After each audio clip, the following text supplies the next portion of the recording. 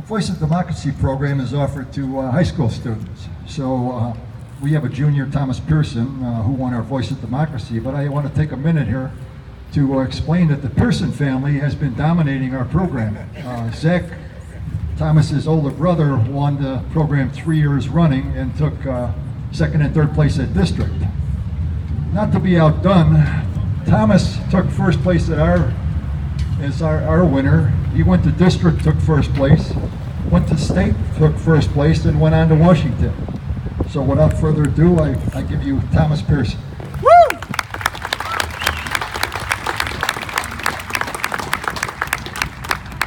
Well, thank you, Steve, for really making me have to live up to those expectations.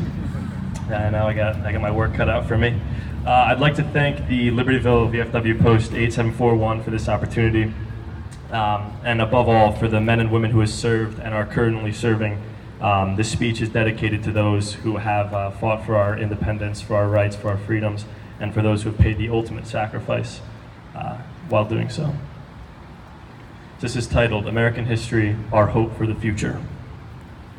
When I think about America's history, one word comes to mind: sacrifice. It's at the heart of what our country was founded on. The Declaration of Independence wasn't written by men who lay comfortably on their couches waiting for the world to change. No, they deliberated and debated. They sacrificed their well-being to stand up in the face of the strongest military power in the world, proclaiming that they would no longer accept tyranny.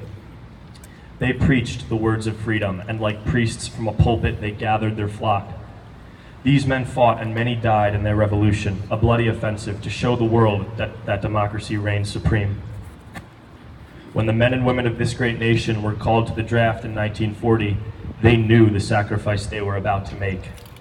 World War II was not won by high-ranking officials in their offices. It was won by men like my grandfather, men who flew bombers over the Pacific and stormed blood-soaked beaches in the Atlantic, men who cut through malaria-infested jungles, island hopping through humid rainforests, and meeting ruthless opposition, men who lay in muddy, bloody, 5-foot-deep foxholes, praying they weren't the next target of the thunderous shells striking the ground around them.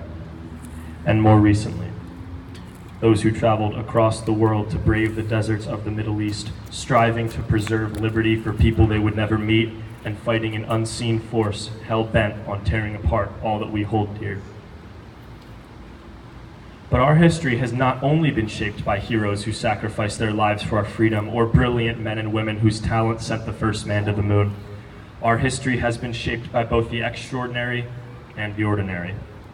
It is my great-grandparents who left their homeland and traveled thousands of miles by sea to this country, hoping that they could give their children and grandchildren a better life. It is the blue-collar coal miner who clutches his lunch pail and descends into the cavernous abyss every day, praying that he'll return unscathed while barely making enough to make ends meet. It is the teacher in the city school where funding is scarce, yet she still breaks through barriers and her students succeed. These sacrifices, while seemingly small, have filled in the blanks between the milestones and dates that outline our history books. Without the ordinary, the extraordinary would cease to exist. If the history of our proud nation means sacrifice, then our future must mean sacrifice as well. I was born into a generation of people who, for the most part, do not know what true sacrifice is.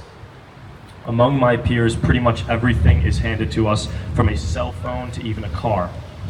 We want for nothing, yet we yearn for more. We tend to focus on the pursuit of happiness and forget where life and liberty have come from.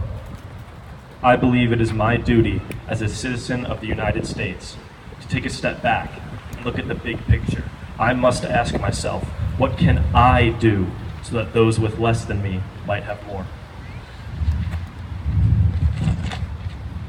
The inspiring Martin Luther King said, "Human progress is neither automatic nor inevitable. Every step toward the goal of justice requires sacrifice, suffering, and struggle, the tireless exertions and passionate concern of dedicated individuals." I think that many people today feel like they can't make a difference in the world, but that's simply not true.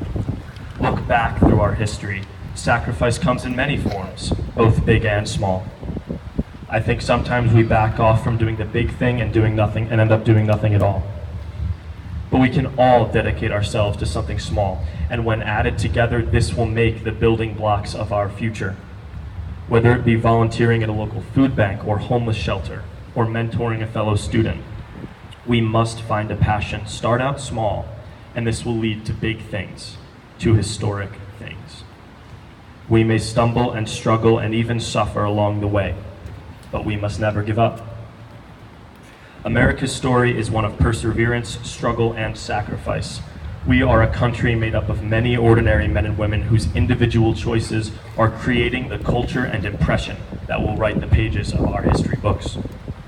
America's history is alive in each and every one of us. It is our sacrificial duty to carry the torch that has been handed to us and see to it that the ideals of life, liberty, and the pursuit of happiness are preserved for future generations.